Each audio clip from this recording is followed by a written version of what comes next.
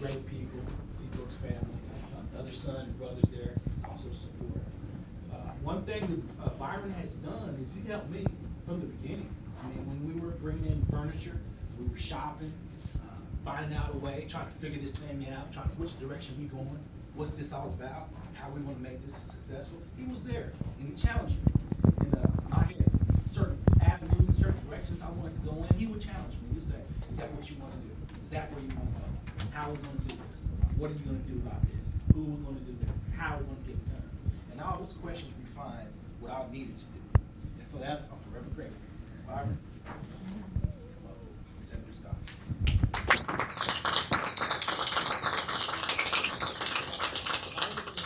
Rehabilitation program.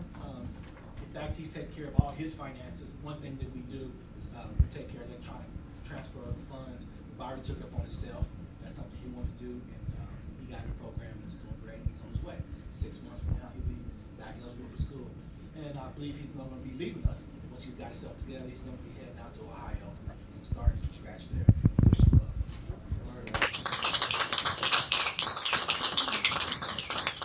The next young lady is a result of our relationship.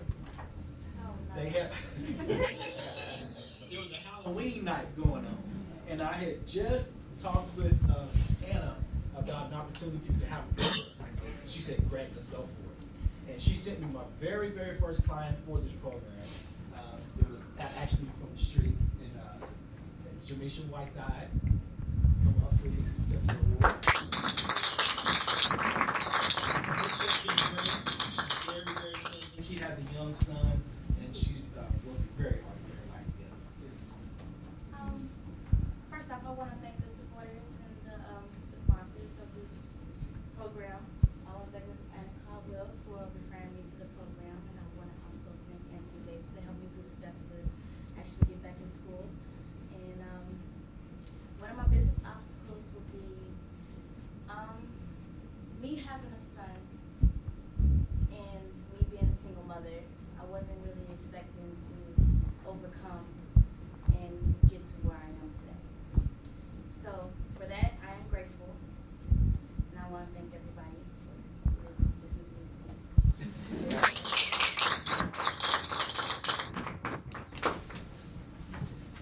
The next gentleman I'd like to present to is a friend of mine. He actually coached my son in basketball. He's a good guy. And we have a different couple programs here. The Loan Rehabilitation for Federal Student Access Point, we call it P.A.S.S. The loan rehabilitation is our major focus. That's what we do. That's kind of our soul. However, Donnell William, he came in and we checked the National Student Loan Database to see where his loans was at, made a few calls, and come to find out he wasn't even in default.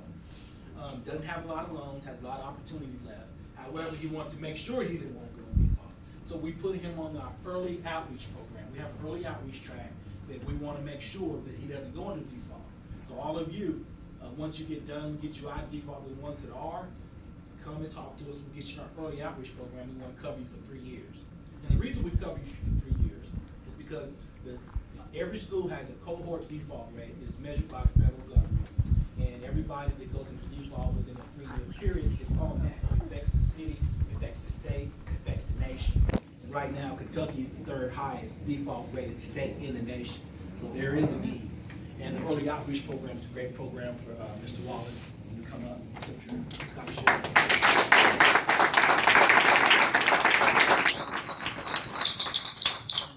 This scholarship for him, for early outreach programs, will cover him for that default rate period for those next 3 years. So all you got to do is call us up and we'll get him effectively transitioning to where he needs to be.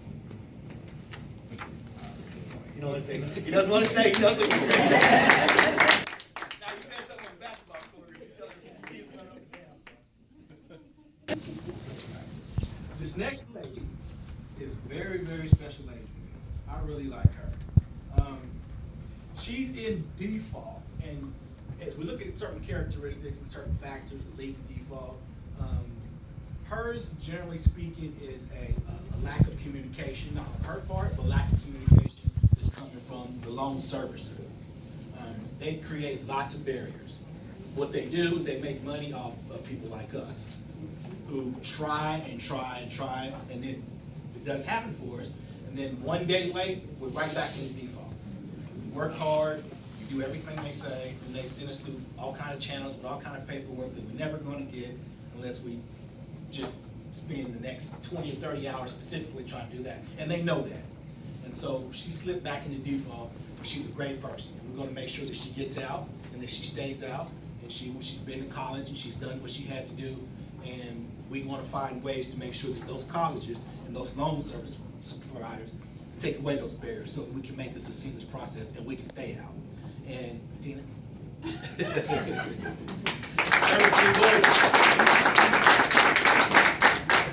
And we're still in the process of getting her, she's got started, she's in the program. She's got started, the only thing we have to do is tighten up some paperwork and we're there. Okay, first of all, I want to thank my daughter, Donchesha, for introducing me to Anthony. And without them, I would still be in default. So I'm taking that first step. I am working. God is good. I'm blessed. You know, when my husband passed away, I went into depression, and then, thank God, you know, he got me off that couch, and I went to school for 2 years, got my degree, medical assistant, got a job. Whew, I'm just happy and I'm blessed, and I just want to thank everybody. Thank you.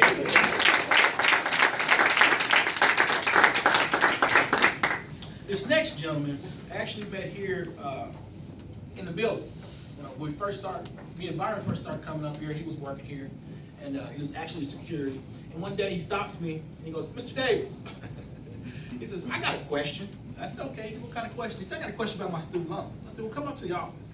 So we kind of messed around for a couple weeks. He finally got up there. We took a look at everything, and he was doing what he's supposed to do. But however, once again, the process got bogged down. And he said, "Can we just get this done? I just want to get this done. I'm tired of people calling me all the time." I said, "Yeah, actually we can." So we made a few calls. We got a release of information on file for him so they can call me. He doesn't have to do a whole bunch of other stuff other than call me and we take care of it from there. And he's actually in the early outreach program. He's one of the first members of the early outreach program. And he actually paid for some of his services up front. But this scholarship here is going to carry him through for the next couple of years to make sure he doesn't go to default. He's a great guy and he works hard. Jaylee, want to come up and get your scholarship?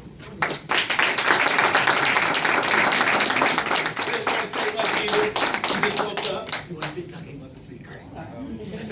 Hello, everyone. God bless. My name is Jalen. I worked here for about a year. And for the most part, it was a good opportunity because my living situation wasn't all of that great. So the owner, he was basically taking money out of my check every 2 weeks just to pay for my apartment. So I was able to catch up on a few of my loans a little bit here and there, but it was literally 3 different loan services calling me every day, every morning. Sullivan, the school itself, federal, and another private loan. And I just feel like I was being harassed every day, you feel what I'm saying? So that just get on my nerves, so that's why I really went and talked to Mr. Davis so he can get me situated, get me out of default, or before I was going to get in default. So just a very helpful situation. I'm grateful and thankful. Because school loans is no joke, and Sullivan is too expensive. So just thank everyone. Hope we all able to live our careers and our dreams throughout our lives.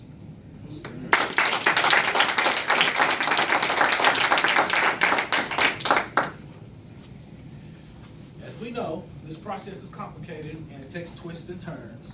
And we had a twist and turn at the last minute.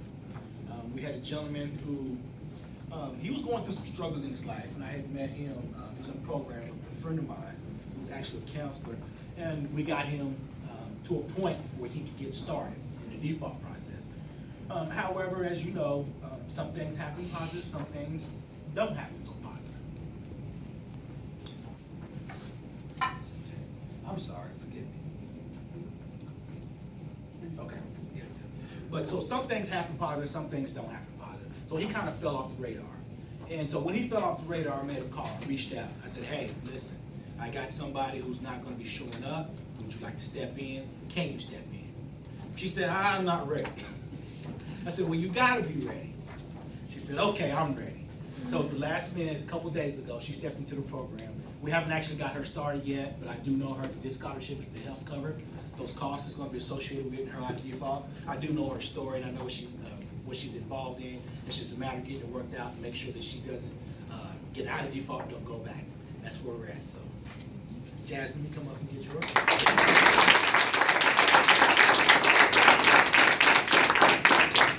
I'll say a few words.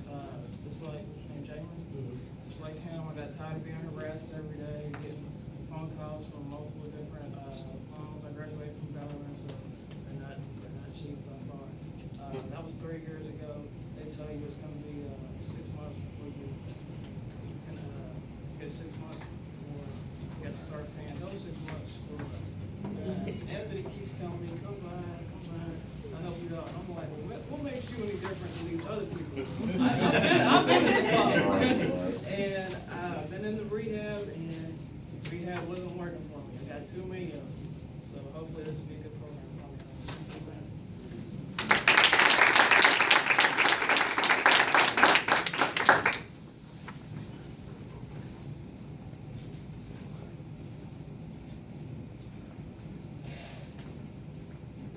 As when we were at the board of directors, I met a lady, and her name was Dr. Christine Cosby Gaither. She's a member, the daughter of Kevin Cosby. She's the director, vice president of Simmons College. She's a great lady. She was supposed to be here today. She had other circumstances, but her husband's going to fill in. His name is Langston Gaither. I don't really know much about him. It's my first time meeting him, but I do know this: what they're doing in the community is great. It's solid. They're good people. They step up to the plate. They do what they say they're going to do, and I'm happy to be semi-associated with them. And I look forward to building some more opportunities, some more bridges, and some more channels for you and for people who come after you and people that you meet and can refer to. So I'd like to go ahead and introduce Mr. Langston.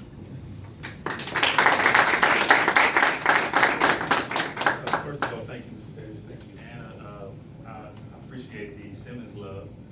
We're well represented here today, and it brings me honor to tell you a little bit about Simmons College and the history of Simmons. Simmons started with some former slaves right here in the state of Kentucky. The General Association, which started here in Kentucky, one that's nationally known, wanted a college.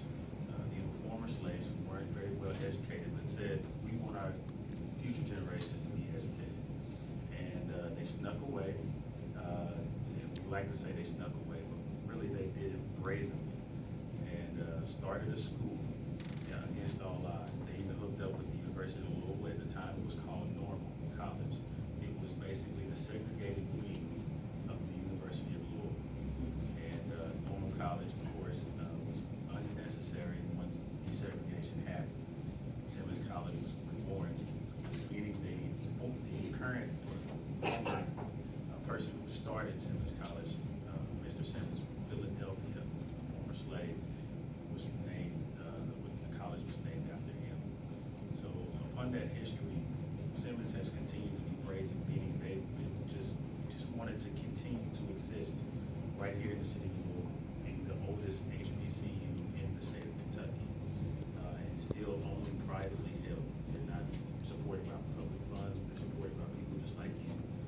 And so thank you, Mr. Davis, for this opportunity to give Simmons an opportunity and some of their students an opportunity to come here. I am honored to present a couple of scholarship awards to Mr. Carlos Lightsey Jr., who has been paying out of his pocket. He's a proud Simmons basketball player.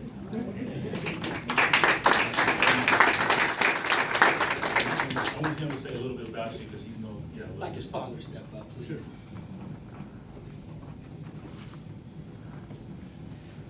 Now, Carlos came to my office, and you know Carlos, young whippersnapper, but he's doing his thing. What happened with him was just a matter of lack of communication. He's a smart kid. He's doing the right thing. He's got his head on his shoulders, and he's one of the people I think that young people in this community can look up to as a peer. He's gonna be playing basketball with Simmons. We encourage you to come out and support the team. And then a day or two later, I got a call. I said, hello. He said, this is Mr. Lindsay. I said, how you doing, Mr. Lindsay? So I'm calling about Carlos. I said, okay, what you got? So we talked a little bit, and he inspired me, because I hope that one day I can be the same type of father that he is, and make sure that his son, my son, is going the same direction that his son is going in. And if my son, my kid turn out like Carlos, I'll be a proud father. And so I would like for him to be up here and help support his son, and sponsor his son, and shake his son's hand, because he's on the right path. Amen.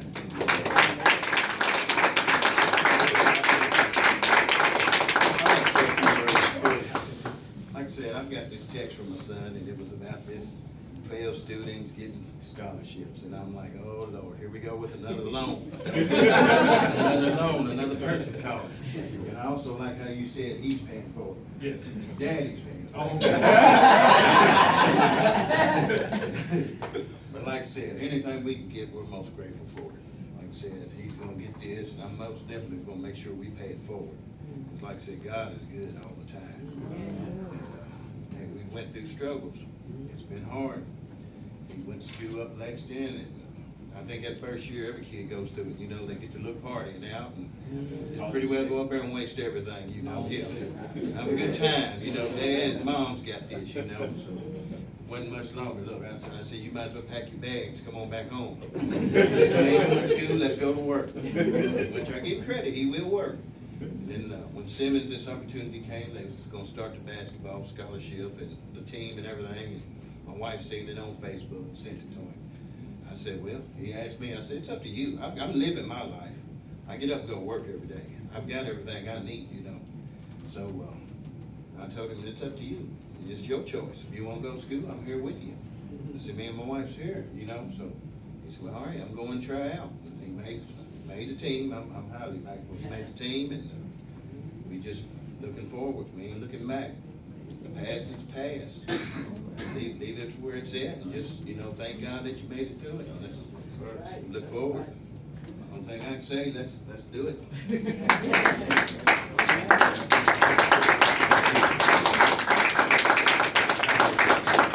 And like he said, once we get him out of default, he'll be able to alleviate some of that pressure from the family finances. Hopefully we'll be eligible to get some of those grants back. Have the next opportunity to give this award to Mr. Greg Grant. Come on, Greg.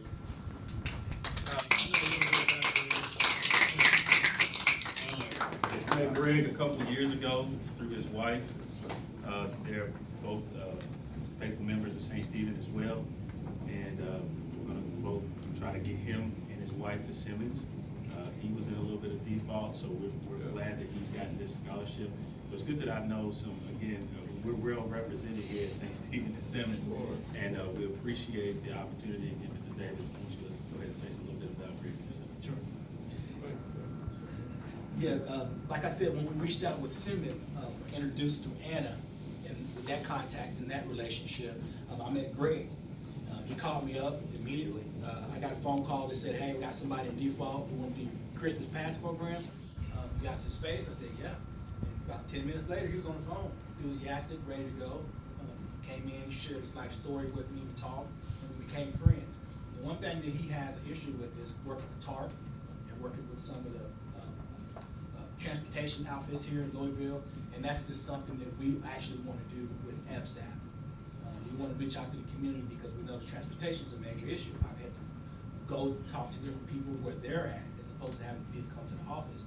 And so we want to reach out. We want to get some resources where we can get us an RV or a van or something and go do it right on site, right in the community, all the way down to Shining Park. If you don't have transportation, you can't get there, we'll come see you. So that's where we're at, and I like this gentleman here. I believe he has aptitude, he has the skills, and we put some knowledge there with him. He's going to go to school, and I believe he can help spearhead that type of effort. And with that, I'd like to introduce Greg. All right. We'll make it short and sweet. You know, we all got different issues in life going on with 2016 coming up. But like you said, you want to leave the past behind. We want to look forward to the future.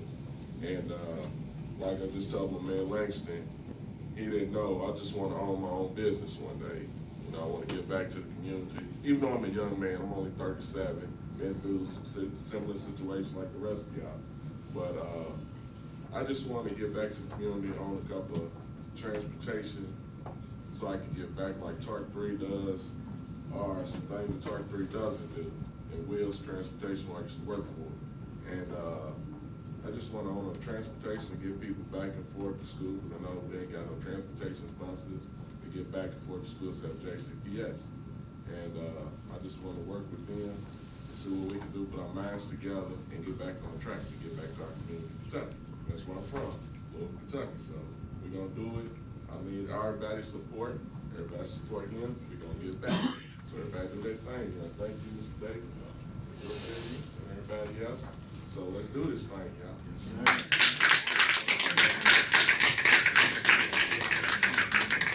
Real quick, one of the unique things about Gregory is he's in a program which is Get Out of Default. They have a traditional program where we take care of the monthly payments and we get you back on track in a certain amount of time. But sometimes the issue comes up where the loan servicer is just so far out there, so far out the outlier, not wanting to work, not doing anything. So we got him in a consolidation program. Now it's a one-shot opportunity to get him out of default through consolidation, but he's in a situation where I'm sure that he's gonna be okay. And so I made that judgment, and we said, we're just gonna get rid of those people. We're gonna get you somewhere that at least we can function together and find a way to make sure you don't do this again. Have to go through this, because it really wasn't his fault. Like I said, it's those barriers that create, and he got caught up just in that trap, in that whirlpool of the default crisis. And so, with that, I'd just like to say thank you, Gregory, because he helped me learn part of the new strategies going forward, and we're gonna take those solutions, we're gonna bring those to the community for those people who need that.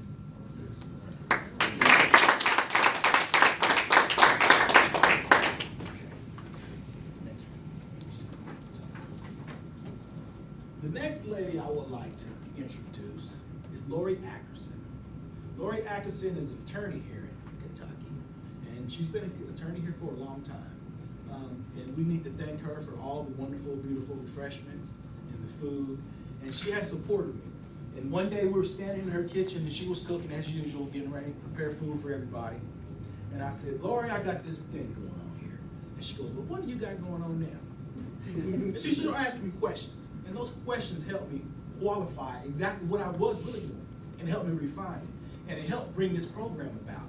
She may not know it, but she helped bring this program about, because this program is about consolidation, it's about focus, it's about coming together.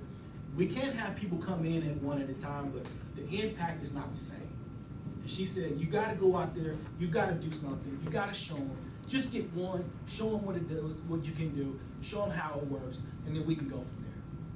And with that, that's a life-changing moment. And she changed my life, and Lori, come on up.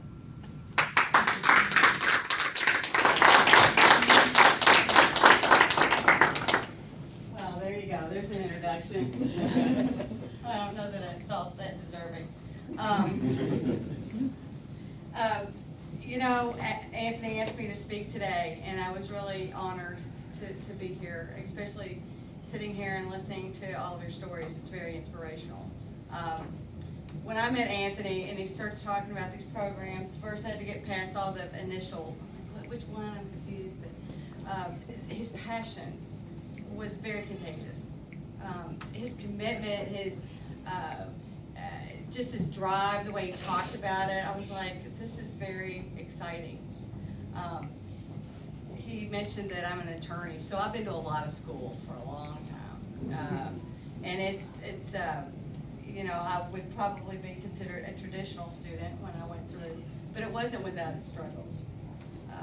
It wasn't without its hardships, it wasn't without, but it certainly wasn't, I personally didn't necessarily experience the things that many of you have. But in my job, I've been a lawyer for 25 years here in Louisville, graduated from U of L Law School. I've started out in criminal defense, and then I've practiced primarily in family law for the past 18 years.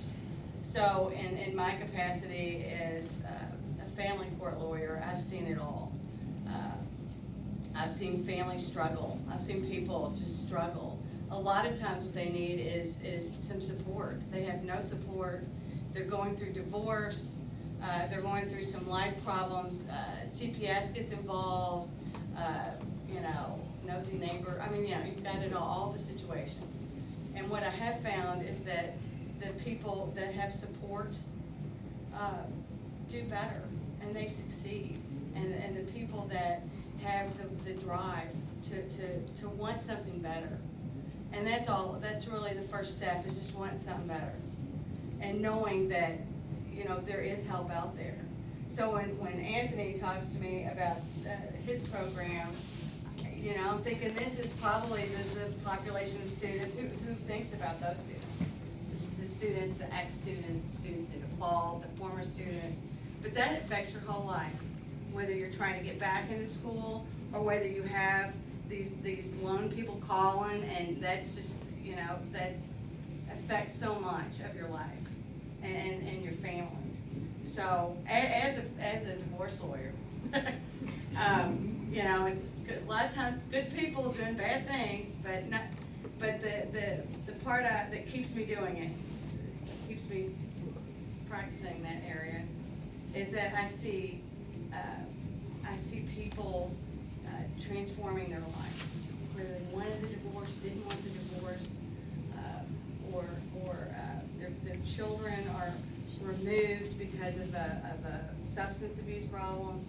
Just the various things. What you see is you see husbands, daughters, and mothers, and you see these people wanting something better.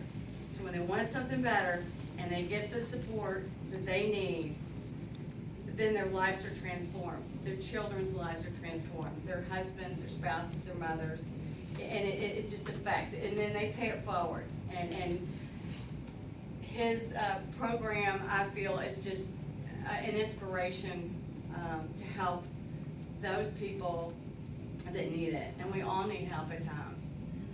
So I am privileged and honored to listen to your stories and do whatever little part that I can play. But I want to say that you all seem to have overcome some adversity, and that's not always the case, and that's not everybody. And there's just a bunch of hope in this room, and I'm very proud of all of you for what that's worth, and I'm very thankful for Anthony and his program. So thanks all of you.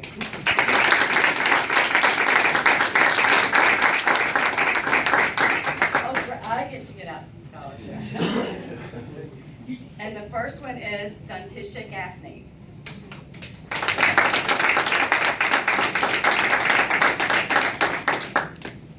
Dantisha has the most unique story here.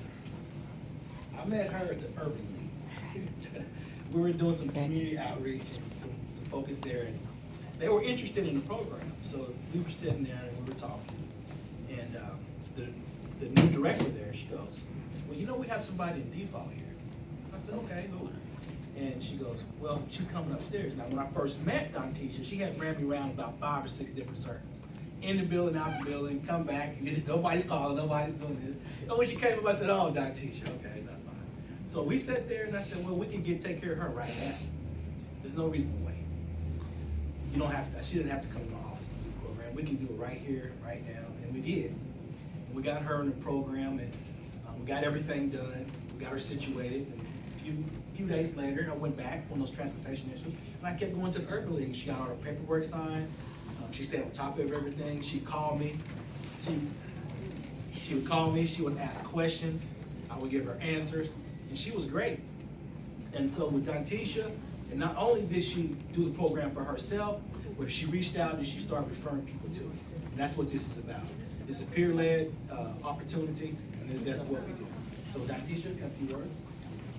Well, first and foremost, I want to thank God, because without Him, none of this would be possible. I want to thank my mother and my support system for everything. And Mr. Davis, I want to thank you. And one more person that's been keeping me on my toes at work is Tarika. But, that's it. Awesome.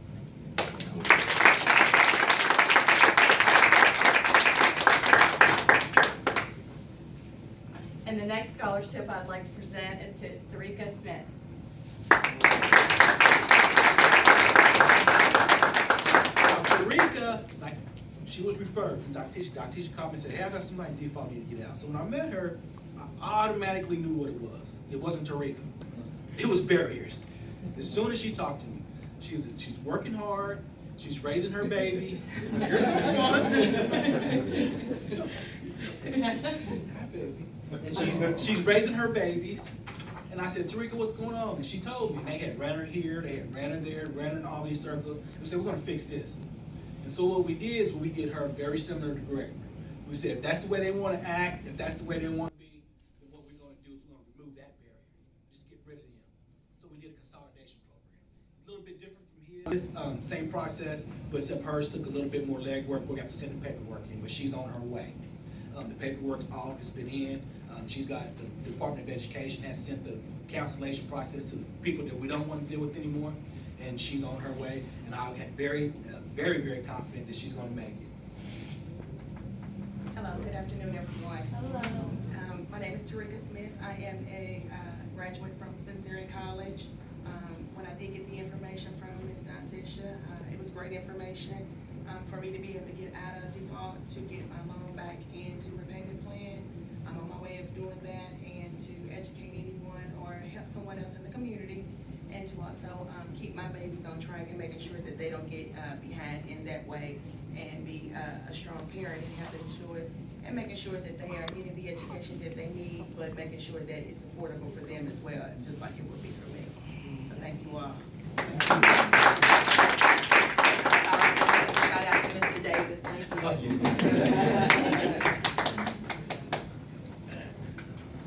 Okay, and the next one is to Kenneth Kirby.